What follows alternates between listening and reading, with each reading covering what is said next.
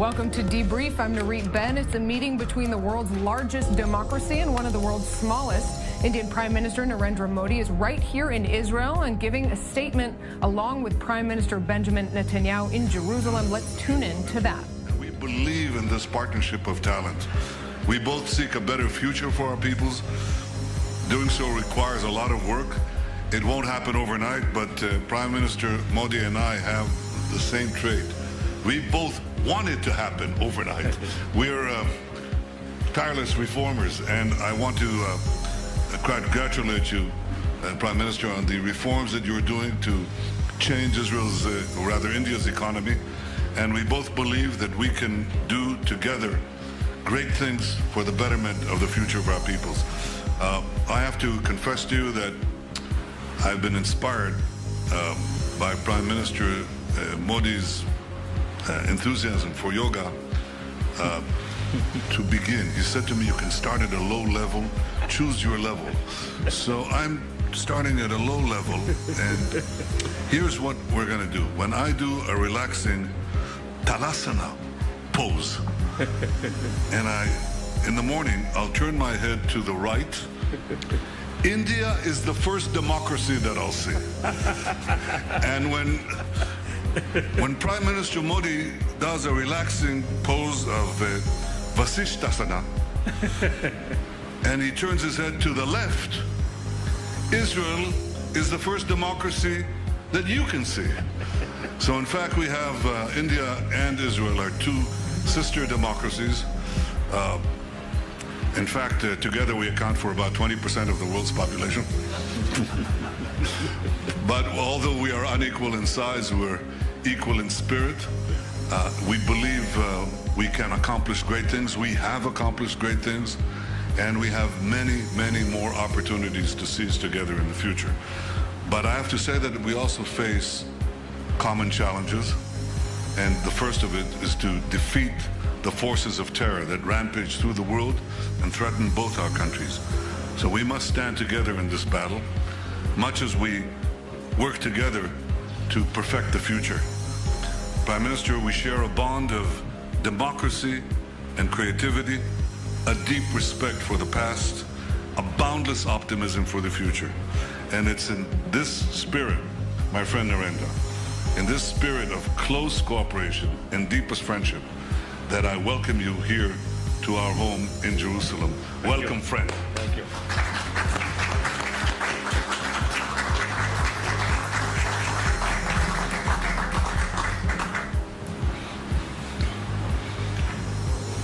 Yadidi Hekar, Prime Minister Netanyahu, friends from the media, I thank Prime Minister Netanyahu and Mrs. Sarah Netanyahu for opening their home to me today. The fullness of their warmth and affection has evoked a feeling of home away from home. It reminds me of our own ethos of hospitality and welcome. I'm most grateful for the warm and generous hospitality. Friends, just a short while back, I laid wreath at Yad Vashem Memorial Museum to remember and honor over 6 million Jewish lives that were lost in the horror of the Holocaust. Yad Vashem is a reminder of the unspeakable evil inflicted generations ago. It is also a tribute to your unbreakable spirit to rise above the depths of tragedy, overcome hatred, and forge ahead to build a vibrant democratic nation. Yad Vashem tells us that those who believe in humanity and civilized values must come together and defeat it at all costs. As such, we must resolutely oppose the evils of terrorism, radicalism, and violence that plague our time. Friends, the link between our people goes back to thousands of years when the first Jews landed on India's southwestern coastline. Since then, the Jews have flourished and their traditions and practices thrive in India. We are proud of Jewish sons and daughters of India like Lieutenant General J.F.R. Jacob, Vice Admiral Benjamin Simpson, Master Architect Joshua Benjamin, and film actors Nadira, Sulochana, Pramila, whose diverse contributions have greatly enriched the fabric of Indian society. Indian Jews are a living and vibrant connect to this shared history. My visit to Israel celebrates this ancient bond between communities across both our nations. And I'm happy that I will have occasion to engage with the rich Indian diaspora in Israel later tomorrow. Friends, in modern times, our ties have seen rapid growth since the establishment of our full diplomatic relations a quarter century ago. Common objectives of economic prosperity, strong technology and innovation ties, and the need to secure our society define the space for convergent action between us. Overcoming decades, we want to frame a relationship that transforms the landscape of our economic engagement. India is the world's fastest growing large economy.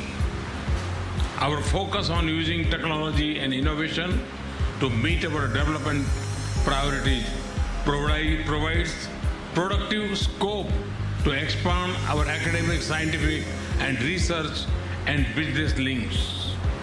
We also want to put in place a robust security partnership to respond to shared threats to our peace, stability, and prosperity. I will work with Prime Minister Netanyahu to craft and build a clear action agenda to realize these objectives. Once again, let me express my sincere gratitude to Prime Minister Netanyahu and Mrs. Netanyahu for their warm welcome and generous hospitality. Thank you.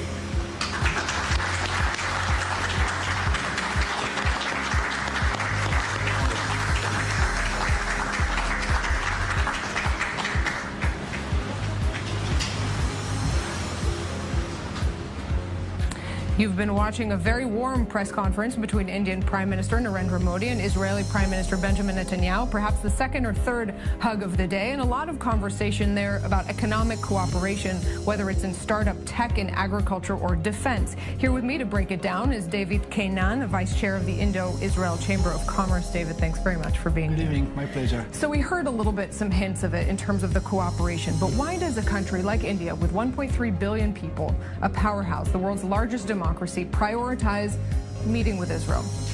There is a clear, complementary capabilities in Israel and in India. There are many things which are similar, like the basic culture, which is a long-term culture with a couple of thousands of years of Jewish versus Hindu culture. But when it comes to the economical side, India brings a lot of scale, the ability to do things in big way, in large projects and so on. And Israel brings innovation and practically the ability to resolve problems which are very hard to be resolved if possible at all.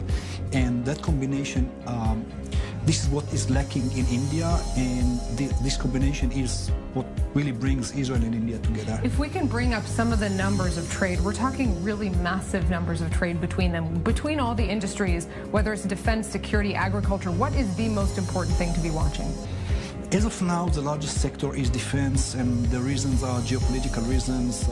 The fact that India is shifting away from buying Russian defense equipment, but still not in a position to buy from the US and from the Western world. So Israel is, I would say, a native supplier. Of course, China is not an option because China and India are two, at least potentially, are military foes. So and the Indians do not want to buy from Russia. So Israel is again a natural supplier.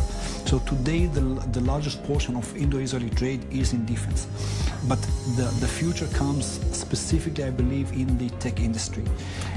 David Kainan, thank you very much. An interesting take on an interesting relationship that's likely to get closer.